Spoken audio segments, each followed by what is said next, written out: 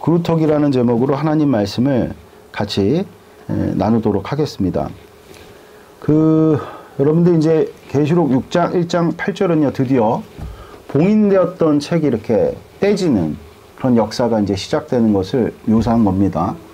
그러니까 천상에서 하나님께 이렇게 딱 예배를 올려드렸어요. 그때 이 주님께서 그 예배를 한껏 받으시고 받으시는 분만은 아니라 그랬단 말입니다. 은혜를 베푸시겠다 하고 이제 주님께서 베푸신 은혜를 보니까 봉인된 책이었단 말입니다. 이것은 이스라엘 백성들이 옥매불망 그 봉인된 책의 비밀이 열려야 이제 하나님의 복되신 뜻이 이루어질 것 아니겠습니까?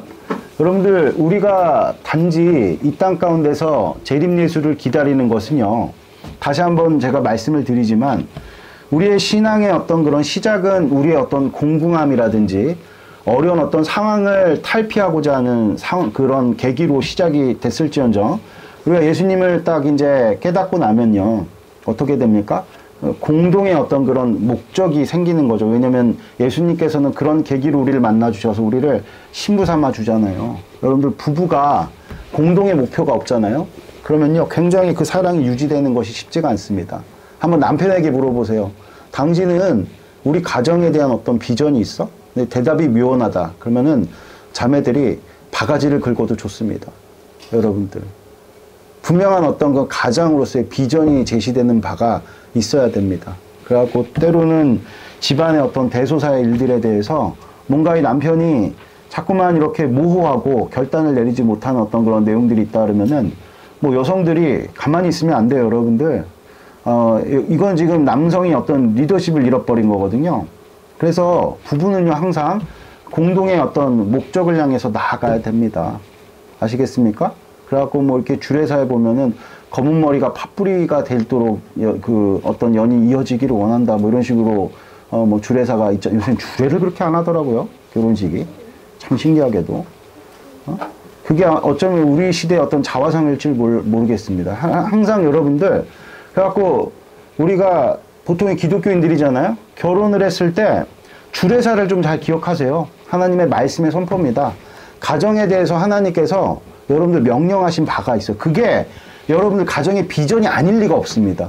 그것을 남편이 잘 붙들고 늘 상기하면서 여러분들 가장으로서 여러분들 그렇게 깃발을 들고 선본장으로서 이렇게 이끄는 역할을 하는 게 진짜 가장입니다. 여러분들 하면 맨날 그냥 끌려다니고 뭐 물어보면 대답도 못하고 굉장히 무능력한 거고 가정이 지금 여러분들 망망대해를 지금 떠들고 있는 겁니다. 그래서 하나님께서는요 우리를 신부 삼아 주셔서 분명한 어떤 비전과 목적을 밝히시죠. 그게 하나님의 뜻일 줄을 믿습니다만 그러니까 이스라엘 백성들은 그냥 단순히 우리가 다시 부국강병을 이루고 다윗의 나라를 세워야 돼 이런 식의 개념으로 메시아를 기다렸던 것이 아니란 말이에요.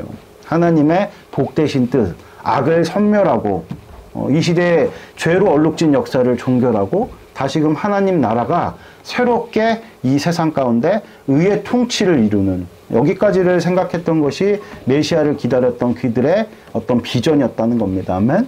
그건 하나님이 제시를 한 것이고요. 그럼 그 일이 벌어지려면 어떻게 해야 되느냐? 그 마지막 때 다니엘에 봉인됐던 책의 비밀들이 열려야 되는 거죠. 근데 요한이 딱 보니까 요한 시대에 이제 예수님께서 메시아라고 생각을 했고 예수님께서 하늘로 올라가시고 성령 강림이 있고 한 1세대 정도는 이제 곧 있으면은 예수님 다시 오셔서 그 봉인된 책의 비밀을 여실 거다 이렇게들 생각을 했는데 이게 지금 AD 한 98년 97년 그경에 쓰여진 책이거든요. 그러니까 100년 정도가 지난 거예요. 근데 예수님이 승천하시고도 한 70년이 지났는데도 이게 묘연한 겁니다. 오히려 더 세상은 강력해지는 것 같아요. 로마가요 지금 도미티아누스 황제가 정치적으로 황제 숭배를 강요한 것이 근간이 돼서 그 다음에 네르바 왕부터 오현제 시대가 시작이 돼요. 팍스 로마나죠. 그러니까 이 네르바 그러니까 우리나라도 언제가 제일 강했습니까? 세종대왕 때잖아요. 근데 세종대왕이 이렇게 치세를 펼칠 수 있게끔 누가 근간을 마련했죠? 태종이란 말이에요. 피바람이 불었습니다. 그러니까 악역을 도맡아 자처했던 거. 도미티안 황제도 약간 그런 역할을 감당한 겁니다. 그러니까 모든 전역을 황제 숭배라는 어떤 기치를 가지고 통일성 있게 접근을 한 거죠.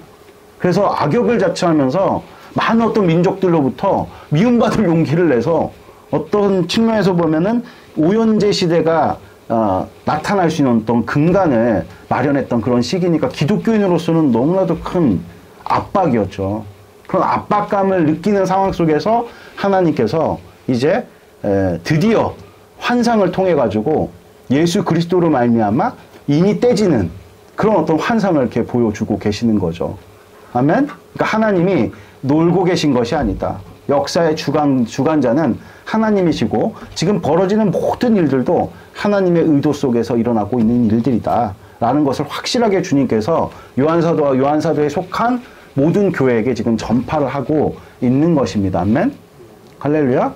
그래서 그 첫 번째 인을 딱 떼시니까 어떤 일들이 지금 벌어졌습니까? 우리 같이 한번 읽어볼까요? 다시 한번. 왜 안 되는 거야? 이렇게인가? 같이 1, 2절 읽겠습니다. 시작. 내가 보매 어린 양의 7인 중에 하나를 떼시는데 그때 내가 들으니 내 슬픔 중에 하나가 우레소리같이 말하되 오라 하기로 이에 내가 보니 흰 말이 있는데 그 탄 자가 활을 가졌고 면류관을 받고 나아가서 이기고 또 이기려고 하더라. 그쵸? 여기서 이제 우리가 좀 봐야 될 게 뭐냐면요. 흰색. 환상을 봤는데 흰색 말을 탄 자가 갑자기 나타난 겁니다. 여기서 흰색은요, 단순히 하얀색을 의미하는 것이 아니라 그것은 찬란하게 빛나는 것을 묘사한 겁니다. 그래서 예수님께서 변화산에서 변화가 되셨을 때, 그 옷이 어떻게 변했다 그랬습니까? 하얗게 변했다 그러잖아요. 빛을 표현하는 어떤 표현 양식인 거예요. 지금이야 우리가 빛을 표현하는 양식이, 표현하는 어떤 그런 언어적인 어떤 그런 표현 양식이 여러 개가 있지만, 당시는 하얗다.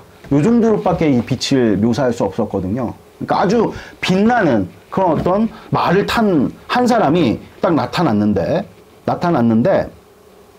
그 흰 말을 탄 사람에게 뭐가 들려있다고 합니까? 활이 들려있대요. 또 면류관이 이렇게 쓰고 있다고 합니다. 이 환상이 의미하는 것이 그럼 도대체 무엇이냐? 결론부터 말씀드리면 적그리스도를 의미하는 겁니다. 이제 적그리스도가 나타날 거야. 참 청천벽력 같은 일이죠. 첫 번째 봉인이 딱 떼어졌는데 그 의미가 적그리스도가 나타나는 일이래요. 흰말을 탄 자는요, 지금 보니까 또 2절에 보니까 이기고 또 이기려고 하더라 이렇게 얘기를 하잖아요. 그러니까 무력으로 모든 것들을 제압하는 모습을 보이고 있죠. 이것은 흡사 로마의 정복 행태와 매우 유사합니다. 로마는요, 많은 나라와 민족을 정복하고 또 정복했습니다. 그칠 줄을 몰랐어요. 왜냐면요, 싸움 할 때마다 이겼기 때문이죠. 싸움 할 만 났겠죠. 그렇지 않아요? 지고 그러면은 조금 이제 쉬었다 하고 그럴 텐데 하면 할수록 이기는 거예요. 그렇죠? 그런데 오늘 본문을 자세히 들여다보면 면류관이 나오는데 이것은 헬라어로 스테파노스예요. 스테파노스. 이것은요, 주권자의 관을 의미하는 디아데마가 아니에요. 그러니까 왕들이 쓰는 면류관이 아니라는 거죠. 그것은 승리의 관으로서 월계수 나무잎으로 엮어서 만든 겁니다. 그러니까 우리 영화 배너 보시면은 경기에서 1등 할 때 이렇게 기억나세요? 너무 오래된 영화라 여러분들 내 나이 또래 아니 다 아시지 않아요? 거기 보면 이제 그 있잖아요. 글래디에이터? 그런 거 하면 막 경기장에서 막 챔피언이 될 때 하사하는 그런 어떤 관입니다. 승리의 관을 의미하는 거죠. 이것은 주로 전쟁에서 승리를 하고 돌아오는 장수들에게 하사됐던 관이라고 합니다. 월계관이죠. 월계관. 흰말을 탄 자는요, 이 승리의 관을 지금 그래서 누군가로부터 받고 있는 그런 그림인 겁니다. 주어졌다고 얘기하잖아요. 승리의 관이. 오늘 말씀에 보면요. 그쵸? 저기 보세요. 2절에. 이에 내가 보니 흰말이 있는데 그 탄 자가 활을 가졌고 면류관을 받았다고 그러잖아요. 면류관을 받아갖고 나간 겁니다. 무슨 뜻인지 아시겠죠? 그럼 누군가로부터 명령을 받은 거죠. 그럼 누구에게 명령을 받은 것일까요, 여러분들? 흰말 탄 자가 주권자이신 하나님이십니다. 아멘? 그러니까 이 땅 가운데 적그리스도가요, 우리는 정말 무서운 세력이야, 적그리스도는 무서운 사람이야, 이렇게 생각하는 것 자체가 신앙인으로서 얼마나 어이없는 일인가. 그 적그리스도의 출현은요, 누가 허용하신 일입니까? 하나님께서 허용하신 일이고 이 세상을 심판하시기 위한 수단으로서 어떤 쓰임받는 어떤 그런 도구에 불과한 겁니다. 아멘? 이것을 여러분들이 분명하게 마음 가운데 새기시는 복된 축복이 있기를 바랍니다. 아멘? 만일 흰말을 탄 자가 우리가 이제 살폈듯이 만약 로마라면은 이 로마의 정복 전쟁은요, 누구의 그럼 뜻을 이루고 있는 것일까요? 당연히 하나님의 뜻을 이루고 있는 거죠. 이전까지 요한을 위시한 많은 그리스도인들은요, 로마의 폭정의 소가리가 이만저만이 아니었어요. 그런데 알고 봤더니 그 어마무시한 로마가 하나님 손에 붙들려서 하나님의 이 세상을 향한 심판의 도구로 쓰이고 있다는 것을 주님께서 지금 말씀하고 계신 겁니다. 이게 지금 그냥 이루어지는 게 아니라 쟤네들이 자의적으로 저런 일들을 벌이는 게 아니라 철저한 하나님의 손에 붙들려서 지금 하나님 일을 감당하고 있는 거구나. 이걸 오늘 주님께서 우리에게 말씀하고 계시는 겁니다. 여러분들, 하나님께서 세상을 심판하십니다. 아멘? 하나님을 떠난 모든 민족과 나라가 벌이는 행태를 절대로 주님께서 눈 감아 주시지 않습니다. 반드시 어떤 모양으로든 심판하신다는 거예요. 그 심판의 도구로서 지금 로마가 붙들려서 쓰임받고 있는 겁니다. 이와 유사한 일이 구약에서도 벌어졌어요. 하나님께서는 바벨론을 심판의 몽둥이로 삼으셔서 이스라엘 주변국들의 죄상들을 주님께서 다 드러내시고 다 심판하셨단 말입니다. 실제 우리 같이 한번 이사야서 10장 5절 같이 읽겠습니다. 시작. 아수르 사람은 화 있을진저 그는 내 진노의 막대기요 그 손에 몽둥이는 내 분노라. 이게 무슨 얘기냐면요, 하나님께서 한때 아수르 사람들을 들어 쓰셨는데 이 사람들이 교만해져가지고 이제 바벨론을, 그래갖고 10장의 내용은 바벨론으로 말미암아 그 지중해 연안에 있는 그 고대 근동 지방에 있던 나라들을 하나하나 내가 다 심판하겠다, 그런 내용을 담고 있거든요. 그러니까 여기에서 그는, 이건 바벨론을 의미합니다. 갈대아 사람들.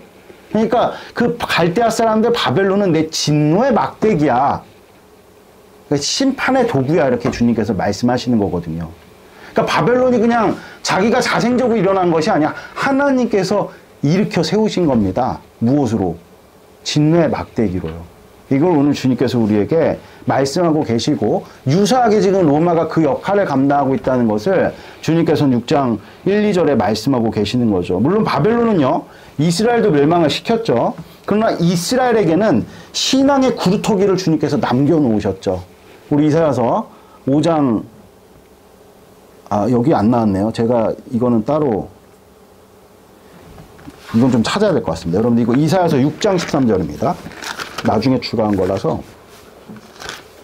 요거 뭐 여러분들 찾으셔도 되고, 좀 찾기 좀 어려운 것 같다 그러면 들으셔도 됩니다. 6장 13절 같이 찾으신 분들은 읽었으면 좋겠습니다. 읽겠습니다. 6장 13절 구약성경 975페이지 같이 읽겠습니다. 시작.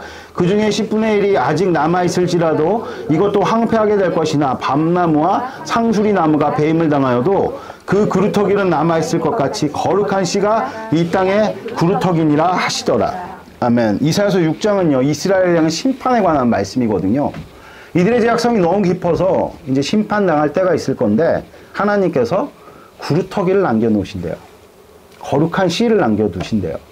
그러니까 이스라엘 백성들도 같이 바벨론에 의해서 멸망당했지만 다른 나라들하고는 다르죠. 의미가 다르다는 말이에요. 여러분, 다른 나라들은 그냥 심판 그 이상 그 이하의 의미도 없습니다. 이스라엘 향한 바벨론의 이 같은 강대함으로 여러분들 고초와 고난을 겪으면 그들을 구원하시기 위한 일환이다. 이거를 오늘 주님께서 우리에게 말씀하고 계십니다. 아멘. 그러므로 이스라엘은 후에 나라를 재건할 수 있었죠. 이것이 하나님께서 이루시는 구원입니다. 하나님께서는 반드시 세상을 심판하십니다. 절대로 죄악을 두고만 보고 계시지 않아요. 우리도 마찬가지죠, 여러분들. 그러나 그 심판 중에도 하나님께서 택하신 백성은 반드시 구원하신다는 거죠. 그래서 우리는 누굴 좀 생각해 볼 필요가 있냐면 라합을 좀 생각해 볼 필요가 있단 말이에요. 그녀는요, 심판 중에서 구원을 받았어요. 여러분들, 라합이 기생으로 살았잖아요. 그것도 성벽에 기거했단 말이에요. 여러 차례 제가 설교를 말씀드렸는데 성 안으로 들어가지 못하고 성벽에 기거했어요. 여러분들 이게 믿는 자들의 이 땅에서 어떤 정체성일지 모르겠어요. 우리가 하나님은 나라의 소속이 애매모호해지고 여러분 우리가 세상에 소속되면은 세상이 우리를 대우해 줄 것 같습니까? 우리는 변방에 서 있을 수밖에 없는 자들입니다. 여러분들 믿음으로 말미암아 하나님께서 허락하신 신앙 양심을 깡그리 무시할 수 있다고 생각하십니까? 진즉 그렇게 되는 것 같아도 결국에는 저버릴 수가 없어요. 아세요? 세상은 우리에게 절대로 노른자를 내어주지 않아요. 속지 말란 말입니다. 다시 돌아와서 라합이 살던 세상은요, 절대로 공의롭고 아름다운 세상이 아니었어요. 죄악만이 가득한 세상입니다. 겉으로는 평안해 보여도 그 안에는 온갖 불의와 추악과 탐욕과 악의가 가득한 세상이죠. 우리는 반드시 그것에 대해서 눈을 떠야 돼요. 여러분들이 지금 서 있는 그 자리가 의로운 세상이 아닙니다. 그거 인정하시잖아요. 근데 왜 타협하죠? 근데 왜 거기에 대해서 문제 제기 안 하죠? 왜 거기에 대해서 저항하지 않죠? 알잖아요, 우리가 양심으로. 그건 여러분들 양심에 화인 맞는 일이죠. 우리는 깨닫고 안단 말입니다. 우리가 서 있는 세상은요, 절대로 여러분들 공의롭거나 아름다운 세상, 우리에게 행복과 만족을 주는 세상이 아니라는 걸 여러분들 잘 알고 계시잖아요. 그래서 예수님 믿는 겁니다. 할렐루야, 아멘. 복음이 없는 곳에 사람들이 꿈꾸는 유토피아는 없어요. 거기는 지옥이에요. 세상과 타협하면 조금은 편리해질 수 있는데요. 그러나 거기서 우리가 바라는 행복을 얻을 수는 없는 거예요. 편리밖에 제공하지 못하는 게 세상이에요. 그냥 좀 편리해지는 것 외에는 아무것도 좋은 가치를 우리한테 제공하지 않습니다. 그러니까 세상이 자꾸만 헛헛한 것이고, 그렇게 여러분들 사색이 깊은 그런 겉만 번지르는 말들, 뭔가 있어 보이는 말들을 그렇게 질비하게 했던 철학자들이 막 자살하는 거예요. 없으니까, 아무것도 없으니까. 이것을 오늘 성경은 우리에게 분명하게 말씀하고 계신, 여러분 믿음이 없고 믿을 바가 없고 소망이 없는 게 얼마나 여러분들 처참한 현실인지 아십니까? 우리에겐 소망이 있죠. 아멘? 죽어도 다시 산다라는 죽음에 대한 여러분들 이게 뜻모를 어떤 그런 두려움에서 우리는 건진바되어서 여러분들 크리스찬들이 생기가 없으면 이 세상 사람들 아무런 생기가 없는 겁니다. 다시 이제 돌아와서 세상이 우리에게 제공하는 것은 약간의 어떤 편리인데요. 그 편리의 끝은 영원 형벌이 기다리는 지옥이라는 사실을 우리는 잊지 말아야 됩니다. 그것을 바른 양심으로 깨닫고 있었던 것이, 알고 있었던 것이 라합이에요. 그래서 라합이 기회가 왔을 때 하나님 편에 선 것입니다. 아멘? 첫 번째 인을 떼는 것은요, 이 내용을 담고 있는 겁니다. 흰말을 탄 자가 강한 힘을 가지고 세상을 평정하죠. 그런데 그것은 하나님께서 의도하신 것이죠. 그러면 로마에게 짓밟히고 파괴된 나라와 도시는 그야말로 하나님의 심판을 받은 겁니다. 로마는 심판의 도구인 거죠. 그런데 같은 심판의 도구였던 바벨론은요, 하나님께 쓰임받고 도리어 버림받았죠. 이유가 무엇입니까? 교만했기 때문입니다. 우리가 알다시피 느부갓네살의 폭정이 고스란히 성경에 기록되어 있지 않습니까? 얼마나 많은 신앙인들을 괴롭혔어요. 그가요, 막 폭정 가운데 많은 나라들을 막 진짜 인간 이하에 취급하고, 뭐 여러 가지로 뭐 나쁜 일들을 벌이고, 자기를 위해서 금신상을 쌓고, 뭐 이런 일들이 여러분들 우리는 폭정의 달에 생각하는데, 진짜 폭정은 뭐냐면 신앙인들을 괴롭히는 거예요. 신앙의 자유를 뺏는 겁니다, 여러분들. 이게 진짜 여러분들 폭정이에요. 하나님 앞에서 가장 큰 죄악입니다. 우리가 사람을 거스르는 일들은 사함을 받지만 성령 하나님을 거스르는 일들은 절대로 사함받지 못합니다. 이 같은 느부갓네살의 이 같은 폭정. 근데 그 폭정으로 말미암아 바벨론도 결국에는 심판당하죠. 멸망하죠. 바벨론이라는 나라는 역사 속에서 아예 지워져 버렸잖아요, 여러분들. 뭐 저기 아랍 쪽에 우리가 후예니 쟤네가 후예니 뭐 그렇게 따지고 있지만 바벨론이라는 나라는 사라졌어요. 아시겠습니까? 후예는 무슨 후예입니까? 끝났어요. 이게 얼마나 무서운 일인지 몰라요, 여러분들. 이름을 잃어버린 사탄을 의미하는 거죠. 사탄에 속한 나라로 그냥 멸망한 겁니다. 로마도 지금 똑같은 수순을 밟고 있는 거죠. 그러므로 로마를 두려워할 것도 없지만 로마에 타협할 이유는 더 없는 겁니다. 여러분들 아시죠? 로마도 역사 속에서 지도에 완전히 사라진 거. 뭐 이탈리아 수도가 로마긴 한데 이탈리아가 로마는 아닙니다. 아시죠? 이것이 우리가 세상을 바라보는 균형 잡힌 시각입니다. 우리는요, 세속의 힘을 두려워할 필요도 없습니다. 요새 들어서 반기독교적인 기류가 전 세계를 휘감고 있죠. 그런 것에 위화감을 느낄 필요가 전혀 없다는 겁니다. 그것은요, 하나님께서 주도하고 계신 겁니다. 바로의 마음은 스스로 강팍해진 것이 아닙니다. 이집트 바로의 마음이 막 강팍해졌다 그러잖아요. 그래갖고 막 이스라엘 사람들을 막 핍박했다 그러잖아요. 근데 스스로 강팍해진 것이 아니라고 성경은 분명하게 기록하고 있어요. 하나님께서 주도하고 계신 겁니다. 그쵸? 하나님께서 강팍하게 하신 것이죠. 마지막 때 난리와 난리의 소문이 많을 것이라고 마태복음 24장 6절에 말씀하셨거든요. 같이 한번 볼까요? 같이 읽겠습니다. 시작. 너희가 난리 소문을 듣겠으나 너희는 상과 두려워하지 말라. 이런 일이 있어야 하되 아직 끝은 아니니라. 아멘. 여기서 난리는 전쟁을 의미하는 겁니다, 여러분들. 그러니까 전쟁, 이거 다른 번역본에는 전쟁으로 번역하고 실제 헬라어도 전쟁이라는 의미의 단어예요. 그러니까 전쟁과 전쟁의 소문을 듣겠으나 너희는 상가 두려워하지 말라. 이런 일이 있어야 돼. 끝이 아니다. 이렇게 오늘 주님께서 말씀하셨습니다. 그러니까 이 모든 일은 하나님 없이 스스로 벌어지는 것이 아니라 철저히 하나님의 주도 아래 벌어지는 일들이라는 거죠. 그래서 지금도 막 전쟁 같은 거 많이 일어나잖아요. 여기저기서.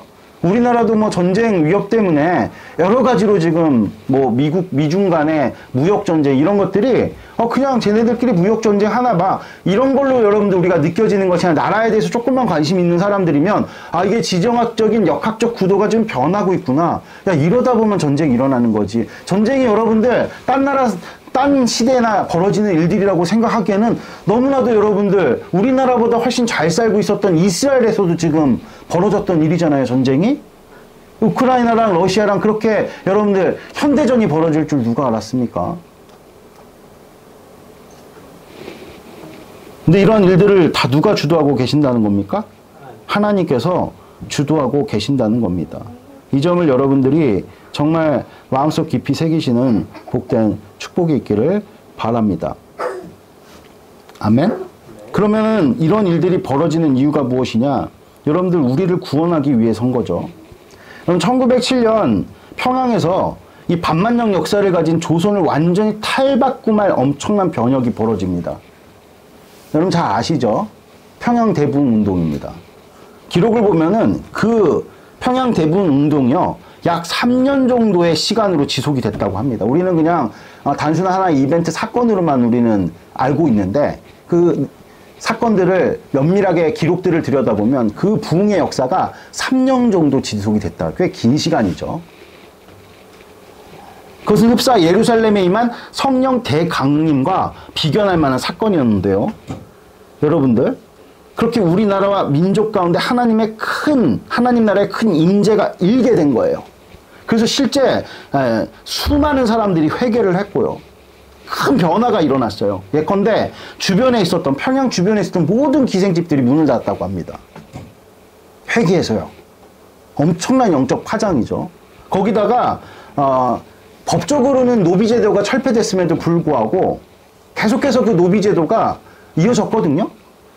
집집마다 종들이 있었단 말이에요. 근데 이 평양에서 자발적으로 그 노비 문서를 태우는, 그래서 자유케 하는 일들이 질비했다고 합니다. 엄청난 변혁이죠. 조선의 어떤 지금 살아왔던 그 관행과는 전혀 역행하는 뭔가 그런 일들이 벌어졌던 거죠. 또한 이러한 부흥의 역사는요, 전국 각지로 퍼져서 함경도, 황해도, 경기도, 충청도, 전라도, 경상도까지 다 이어졌대요. 그런데 부흥의 일이 이제 3년 정도 지나가지고 마치자마자 어떤 일이 벌어졌느냐? 한일합방이 일어난 겁니다. 우리나라가 이제 일본 치세 아래에 들어가 버리게 된 거죠. 나라가 사라져 버린 거죠. 나라를 잃어버린 거죠. 충격적이지 않을 수 없습니다. 이것은요, 그런데 비단 우리나라에서만 벌어진 일이 아니라 2000년 예루살렘 교회도 비슷합니다. 성령 강림으로 인해서 정말 많은 역사가 있었고 변화가 있었어요. 전승에도 그런 기록들이 굉장히 많습니다. 그런데 곧 그들이 맞이한 것은 예수님을 반대하는 유대인들이 크게 일어나갖고 예루살렘에서 교회를 엄청나게 크게 전국 단위의 규모로 대핍박을 하는 그런 일들이 벌어집니다. 그리고 교회는 예루살렘 교회는 거의 사라졌어요. 있을 수가 없죠. 그렇게까지 대대적으로 핍박을 하는데. 그런데 교회는 지중해 연안으로 점점 퍼져나갔어요.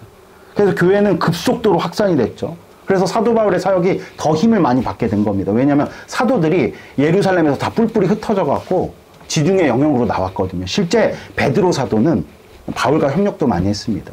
갈라디아 교회에 가가지고 말씀도 전하고 했으니까요. 그러니까 예루살렘 교회는 사라졌는데 오히려 지중해 전역으로 교회가 막 퍼져나갔던 겁니다. 근데 그럴 때마다 강력한 폭군들이 등장해. 네로라든지 도미티안 황제라든지 이런 사람들이 등장을 해갖고 교회를 마구마구 핍박을 한 거죠. 이유가 무엇입니까? 대부흥 이후에 얼마 못 가 어김없이 대환란이 닥쳐온 거죠. 여기에는요, 구원의 섭리가 감춰져 있다는 겁니다. 예수님께서는 다음과 같이 말씀하십니다. 같이 읽겠습니다. 시작. 그러므로 예수께서 자기를 믿는 유대인들에게 이르시되 너희가 내 말에 거하면 이 말씀이 아닌데 죄송합니다, 여러분들.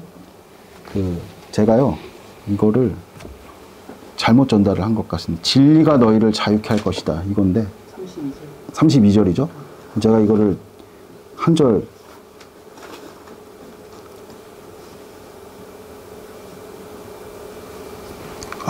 집중해서 듣고 계신데 이렇게 흐름을 끊어서 죄송합니다. 31절입니다. 제가 32절 읽어드릴게요. 그러니까 31절, 32절인데요. 31절이 그러므로 예수께서 자기를 믿는 유대인들에게 이르시되 너희가 내 말에 거하면 참으로 내 제자가 되고, 32절이 지금 잘렸는데 진리를 알지니 진리가 너희를 자유롭게 하리라, 이렇게 말씀하셨다는 겁니다. 여기서 자유롭게 되는 것은요, 그러니까 이 말씀을 딱 듣고 유대인들이 어떻게 생각을 했냐면, 우리는 유대인으로서 누구의 종이 된 적도 없는데 이 사람들이니까 자존심이 어마어마, 정신승리. 지금 로마의 속국인 주제에 예수님께서 이렇게 말씀하셨으면 그렇구나 이렇게 수긍을 하면 되는데 우리는 곧 죽어도 자유롭대요. 맨날 여러분들 수탈당하고 맨날 세금 바치고 그래가지고 동족끼리도 막 여러 가지 분열되고 막 싸우고 그러는 판국에도 우리는 누구의 종이 된 적도 없대요. 다 뺏기고 있음에도 불구하고. 그래서 로마한테 가갖고 우린 종 아니죠. 그래, 너 종 아니야. 요 정도의 그냥 인정만 받고 그냥 다 뺏기고 있으면서 우린 종이 아니래요. 엄청난 자기 기만입니다. 우리도 이럴 수 있다는 거예요, 여러분들. 아세요? 문희는 크리스찬인데 하나도 크리스찬으로 살고 있지도 않으면서 나는 맨날 기독교인이라고 나 천국 간다. 여러분들 자기 기만이고 자기를 가스라이팅 하고 있는 건지 몰라요. 아세요? 다시 돌아와가지고 유대인들이 그랬단 말이에요. 그랬더니 주님께서 뭐라고 말씀하시냐면, 야, 너희들이 다 죄의 종이잖아. 여기에 대해서 누구도 이제 핑계댈 수 없는 거죠. 그 죄로부터 내가 너희를 해방시킬 거야. 그러니까 진리가 너희를 자유롭게 한다는 것은 죄로부터의 해방을 의미하는 거죠. 아멘? 이것을 우리가 분명하게 마음 가운데 새길 필요가 있다는 겁니다. 아멘?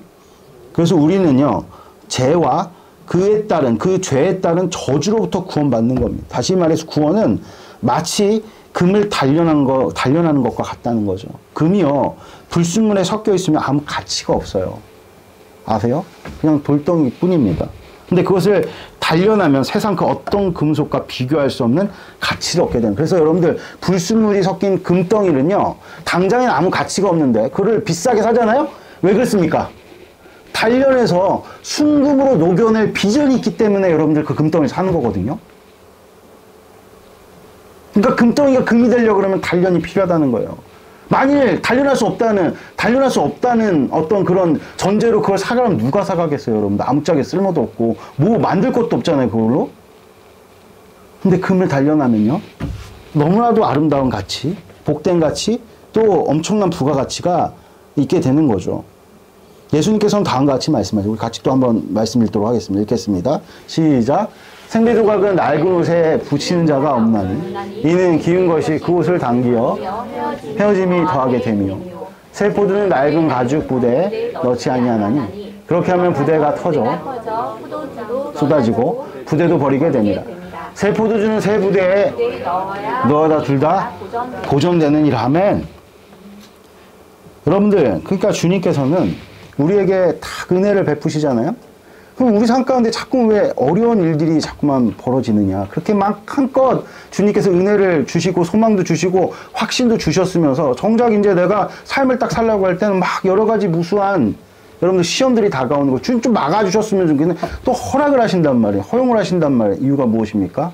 앞서 말씀드렸던 것처럼 우리는요, 죄로 말미암은 죄의 영향력으로 구성된, 죄의 영향력으로 여러분들 세워진 저주받은 어떤 삶의 양식들이라든지 또 삶의 행태들이 있어요. 형태들이 있단 말이에요. 그러니까 여러분들, 조선이라는 나라가 신앙하는 것이 쉬운 나라였을까요? 잘 보세요. 영적으로 이렇게 딱 보세요, 여러분. 일제가 잘했다는 얘기가 절대 아닙니다. 기독교인들이 가장 여러분들 신앙에 대해서 도전을 많이 받았던 시기는요, 언제입니까? 조선에 처음 복음이 전해졌을 때 정말 많은 사람들이 순교했거든요. 절대로 조선이 가지고 있었던 삶의 양식과 그들이 가지고 있는 신앙 체계로는 도무지 기독교가 비집고 들어갈 틈이 없는 겁니다. 아세요? 조선 35년간의 일제 강점기를 거치면서요, 나라로서의 모든 근간을 다 잃어버렸어요. 이전 것은 일본의 만행으로 인해 완전하게 훼손됐습니다. 해방된 우리나라와 민족은요, 유산도 정신도 다 소실됐어요. 그만큼 철저하게 파괴를 한 겁니다. 일제가요. 아주 독한 민족. 그러니까 지금 보면 방위비 2% 올린다거든요. 우리 진짜 나를 세워야 됩니다, 여러분들. 잘못하면 또 겪어요. 그 방위비 2%가 우리나라 6%도 훨씬 커요. 경제 규모가 한 3배 정도 차이가 나는데요. 그렇지 않아요, 여러분들? 그러니까 일본 진짜 지독한 나라예요. 완전 한 나라를 거덜내버렸어요. 정신까지 거덜냈다니까. 창씨개명 막 시키잖아요. 우리나라의 어떤 민족성을 말살하겠다는 거거든요. 근데 그 일을 실제 단행했어요. 아세요? 종교적인 것도 완전 망가뜨려놨어요. 우리나라는요, 우리나라 고유의 성리학이 있었어요. 유교를 받아들여서 우리나라 고유의 성리학을 발전시켰다니까요. 근데 그게 뭔지 몰라요. 자료가 하나도 남아난 게 없어요. 엄청나죠. 그 한 기록들을 여러분들 면밀하게 살펴보세요. 일제가 그래서 일본 사람들이 얼마나 지독한지 우리는 알 수가 있다니까요. 제가 최근에 김열의 칼날이라는 애니메이션이 하도 인기가 있다 그래가지고 도대체 이게 뭐야 하고 봤는데, 보고 나서 대충 다 본 건 아니고 내용이라든지 거기에 담겨져 있는 어떤 서사라든지 이런 것만 좀 한번 훑어봤는데, 그것만 훑어봤는데도 이래서 캐대언이 되게 인기가 많았잖아요. 그게 왜 이렇게 인기가 있었을까? 이미 여러분들 김열의 칼날이라는 게 유럽과 미국 전역 각지에 엄청나게 퍼져 있더만요. 여러분들 김열의 칼날이 이게 귀신들 나오는 내용이잖아요. 근데 영어권에서는 뭐라고 번역되는 줄 아세요? 데몬으로 번역돼요. 그러니까 김열의 칼날에 나오는 데몬이나 그 캐대언에서 나오는 데몬이랑 똑같은 데몬이야. 그러니까 우리는 어쩌면 일본이 깔아놓은 판을 딛고 이 케이팝을 얹어가지고 그런 어떤 엄청난 흥행을 이루지 않았나, 저는 그렇게 생각이 되더라고요. 그럴 정도, 김열의 칼날 이거 진짜, 여러분들 우리 그래도 애들은 안 보죠? 절대로 못 보게 하세요. 영적으로 되게 안 좋고요. 아주 치밀하고 그 안에 온갖 것들이 다 들어있어요. 일본 사람들이 어마무지하다. 그냥 만든 게 아니라 온갖 사상들이 다 녹아 있습니다. 성경적인 것도 다 녹아 있어요. 우리 양호순 형제는 그걸 보고 눈물을 흘렸대요, 영화를 보다가. 예? 이 어른들의 마음까지도 홀려버릴 정말 귀신들입니다. 근데 정말 치밀하고 기승전결이 너무 그렇게 긴데 기승전결에 흐트러짐이 하나도 없어요. 정말 놀라운 작품이다 라는 생각이 들 정도로, 그래서 내가 느낀 게 뭐냐면 일본 사람들은 정말 영적이다. 어떤 분이 저한테 그런 말씀 하시더라고요. 진짜 영적인 게 뭔지 아세요, 목사님? 현실적인 게 영적인 거예요. 현실을 도외시하는 건 영적인 게 아닙니다. 그러니까 우리나라 귀신은요, 둥둥 떠다니잖아요. 근데 일본 귀신은요, 온이라 그래갖고 사람처럼 활동을 해요. 사람에게 직접적인 영향력을 주죠. 이게 일본 사람들이 생각하는 영성이에요. 아세요? 그럴 정도에 제가 무슨 얘기를 하는지 왜 이 얘기 여기까지는 엄청 치밀하다. 그러니까 우리나라를요 그냥 못 살게 군 게 아니라 아주 철저하게 못 살게 완전히 모든 것들을 망가뜨려 놓은 겁니다. 그래서 저는요 우리 좀 믿음의 한 손조가 그러니까 한 대의 손조들이 일본 사람들을 그렇게까지 싫어하는 걸 좀 어느 정도 이해하게 됐어요. 나는 안 겪어봤잖아요. 근데 조금이라도 맛본 사람들은 그 치를 떨더라고요. 왜 그런지 알겠더라고요. 정말 무서운 민족입니다. 일본 사람들은. 하나를 하더라도 제대로 하는 민족들인데 공교롭게도 우리는 그런 나라에 35년간 통치를 받으면서 다 잃어버린 거예요. 완전히 이제 고아 같은 처지가 된 겁니다. 완전히 백지장이 된 겁니다. 한마디로 절망밖에 없는 거예요. 남은 게 없으니까요. 뭐 하나라도 남겼으면 그걸 가지고 주축을 삼아서 일어설 텐데 하나도 남긴 게 없어요. 자원이고 뭐고 학문이고 완전 다 사라진 겁니다. 한마디로 절망뿐인데 그런데 그 가운데서 소망을 붙든 한 무리가 있어서 그게 누군지 아십니까? 이게 교회사에 분명히 기록되어 있어요. 그게 교회예요. 그래서 한국이 일어설 때 오피니언 리더들이 죄다 기독교인들이었습니다. 한경림 목사님이 원조 받은 거를 분배하는 그런 역할들도 많이 감당하셨거든요. 근데 대부분의 원조 받는 나라가 안 되는 이유들이 뭔지 아세요? 그 오피니언 리더라고 하는 사람들이 다 해먹어서 그렇거든요. 제대로 분배가 안 되니까 아무리 쏟아부어도 여러분들 밑빠진 독인 거예요. 우리나라 안 그랬다는 거예요. 그러니까 사실상 이 지금 대한민국이 세운 게 누구냐? 전 기독교인이라고 믿어 의심치 않아요. 이거 제가 가지고 있는 역사관입니다. 여러분 동의하시든 아니시든 난 그걸 굳게 믿어요. 왜 기독교가 가는 곳마다 나라들이 재건되는지 아세요? 근데 그 재건되는 과정들과 메커니즘은 하나같이 이와 똑같아요. 먼저 것들은 다 무너져야 되는 거예요. 무너지지 않으면 다시 세울 수가 없는 거예요. 고린도후서 5장 17절 우리 같이 한번 읽어볼까? 바울이 이렇게 이야기를 합니다. 같이 읽겠습니다. 시작. 그런즉 누구든지 그리스도 안에 있으면 새로운 피조물이라 이전 것은 지나갔으니 보라 새 것이 되었도다. AD 70년에 예루살렘 성전은요 로마 티투스 장군에 의해 완전히 무너졌고 이스라엘 나라도 완전히 역사 속에서 사라졌습니다. 그러나 말씀과 교회는 남아서 여전히 하나님의 뜻을 더욱더 왕성히 이루었다는 거죠. 유대민족에게는 이 일이 매우 가슴 아픈 일이겠지만 성전은 무너져야만 합니다. 그래야 예수님이 진정한 성전으로 각 사람과 민족과 나라 가운데 설 수 있기 때문입니다. 우리가 품고 있는 신앙은요 나를 지키지 않아요. 무서운 얘기죠. 우리가 가지고 있는 신앙은 무엇을 지키느냐? 복음만 지킬 뿐입니다. 오히려 복음을 방해하는 나를 무너뜨리는 것이 우리 신앙인 겁니다. 아멘? 동의하십니까? 동의하세요? 그럼 잘 가고 있는 겁니다. 인생 살면서 여러 가지로 무너지는 일들이 있죠. 우리가 이 동의를 놓지만 않는다면은 여러분들 새롭게 세워지기 위한 무너짐인 거지 절대로 우리를 절망 가운데 몰아세우는 여러분들 그런 무너짐이 아니라는 사실을 여러분들 마음 가운데 새기시길 축복드립니다. 그래서 우리는 죽음을 두려워하지 않는 겁니다. 그러니까 크리스찬들은 너무 이렇게 힘든 일이 벌어졌을 때 막 끝간데까지 모를 정도로 절망하는 건요.